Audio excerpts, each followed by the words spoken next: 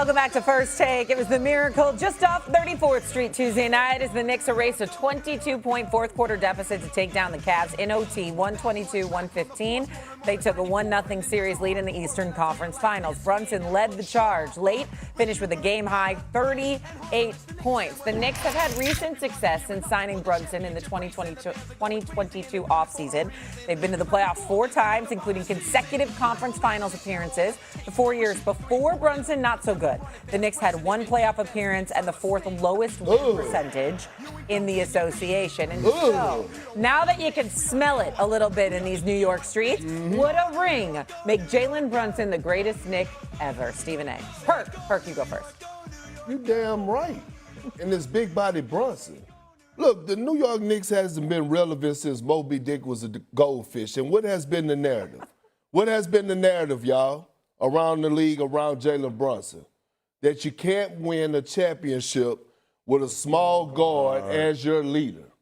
And when you think about the position that Jalen Brunson is in, because if he get through this series, he's possibly going to face SGA, who's already an all-time great, or Wemby, who's on the rise to being an all-time great, and you dethrone them and bring back a championship, and now you're sitting at the table with Steph Curry, and you're sitting at the table with Isaiah Thomas.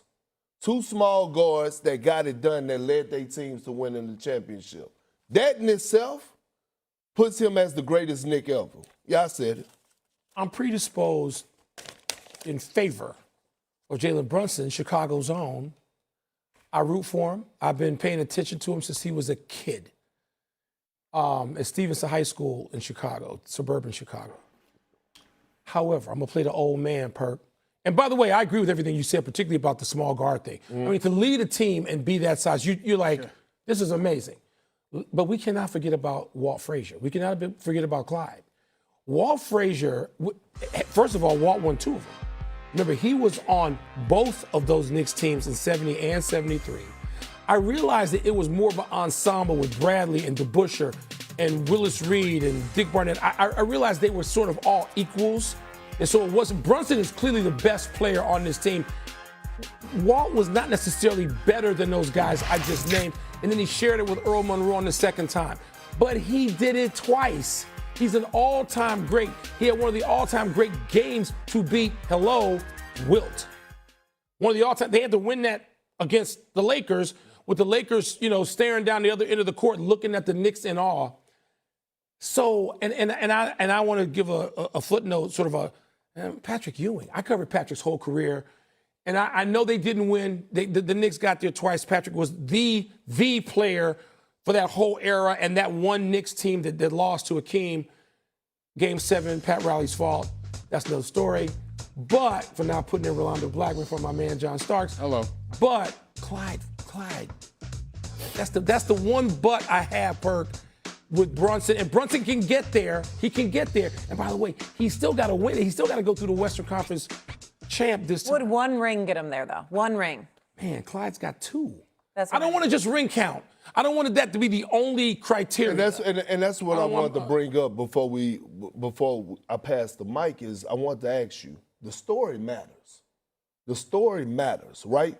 Jalen Brunson is not supposed to be here. Jalen Brunson, no one could have told us 10 years ago that Jalen Brunson would be in the New York Knicks uniform and possibly leading these second-round draft pick. Thank you. Leading this team to winning the NBA championship. Yeah. Because we know my brother from another mother that's behind me right here, he didn't even want Jalen Brunson. He wanted Donovan Mitchell. Jalen Brunson? So what I'm saying is, when you think about the weight that he's carried in this market. Check, and check. As a 6'2" small guy, the story matters to me. The story does matter. It does, and that's why Perk I'm conflicted. Because Jalen Brunson, but he's got to win. He's got to win. Yeah.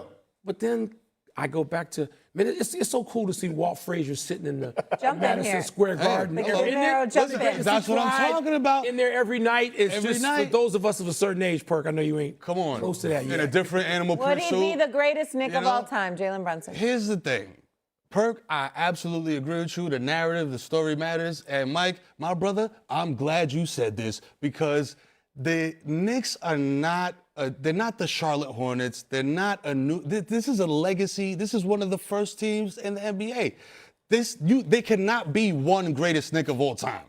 This is a Mount Rushmore franchise. It is. You know what I mean? Like Willis Reed has to be on that Mount Rushmore too. Talk about it. So there is a slew of iconic Knicks that have come through here that have made noise. True. And to your point, Perk, made a story, had a story. There was a story behind it. Melo came in and saved the franchise from doom, and Pat did what he did all through the 90s, battling with Mike. Et cetera, et cetera. Patrick Ewing. Come on, dog. I was 10 years old watching them do what they do, and they should have put in black. But I do not think one ring does it.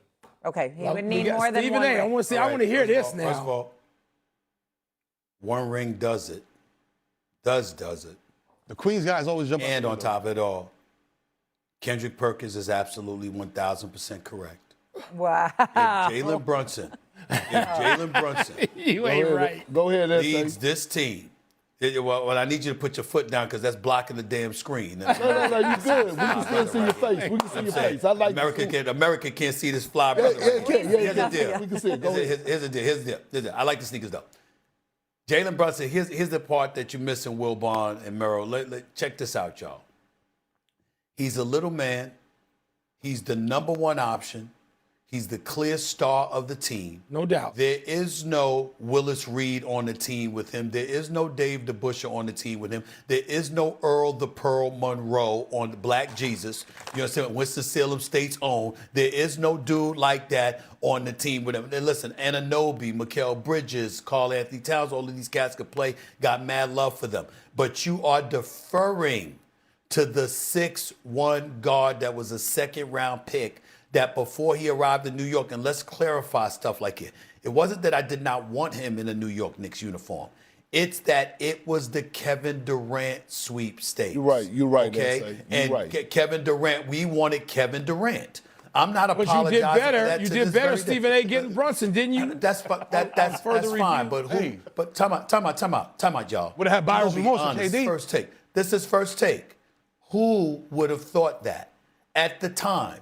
He had started 61 of the 79 games for Dallas. He was averaging 16 a game. We all knew that Luka Doncic was the star in Dallas. We applauded him for filling in when Luka Doncic got hurt and he had lifted the Dallas Mavericks to the conference finals. You understand? We got that part, before they lost to Phoenix. But the point is that you have to look at it and say, listen, this is what we saw. Nobody was comparing Jalen Brunson to a Kevin Durant. That is a fact. You wasn't even comparing him to a Donovan Mitchell at that time. So I'm not apologizing for that. We didn't have a sample size from him to say he's supposed to be that dude. None of y'all thought he was going to be this. This dude is a superstar in the game. He's a superstar in the game. And so now that we see what we see from him, understand this. He's the smallest dude in your starting lineup. The dude is the lead guard. He's leading the team as the number one scoring option. And on top of it all, you've got either the reigning defending NBA champions in his way or Victor Wembanyama in that San Antonio Spurs team. And the New York Knicks find a way to win the championship under those conditions. I'm sorry, he's number one if that happens. Clyde Frazier isn't now.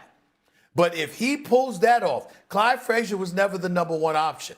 He wasn't that guy. He was a 20-point per game scorer. There was no three-point shooting. He was number one option in Game 7, May 8th, 1970. Yes, he was. Yes, he was. only Yes, he 11, was against but the Los I Angeles remember Lakers. that part. He was the number one. He was the number one option. He wasn't the number one option in '73 when they won it anyway, even though he was still balling. The point, and not only that, here's the deal. Willis Reed was the leading scorer on that team. In '70, he was averaging 21 a game.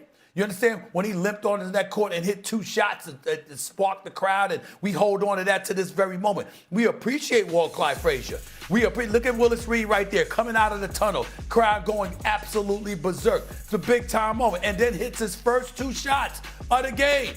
Everybody going crazy. No doubt, Lakers didn't have a chance. From that moment forward, right there, it was over.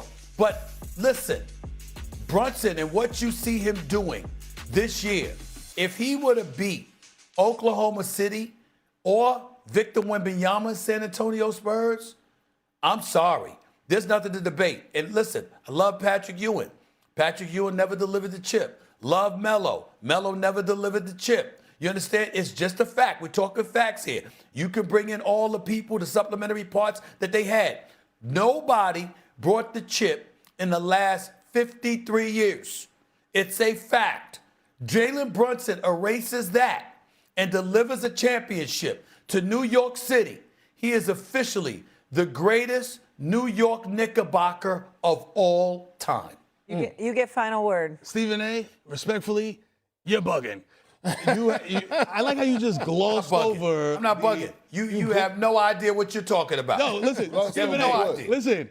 At the barbershop, they tell me I know ball. You just glossed over the supporting cast part. No, we didn't. You know what I'm saying? Like No, we didn't. he said it, but he said it real quick. He just really went past it. No. Hold on. I said the supporting cast. The supporting cast. Mikal Oh, the supporting cast Bridges. ain't what you had in the 70s. Carl It ain't Anthony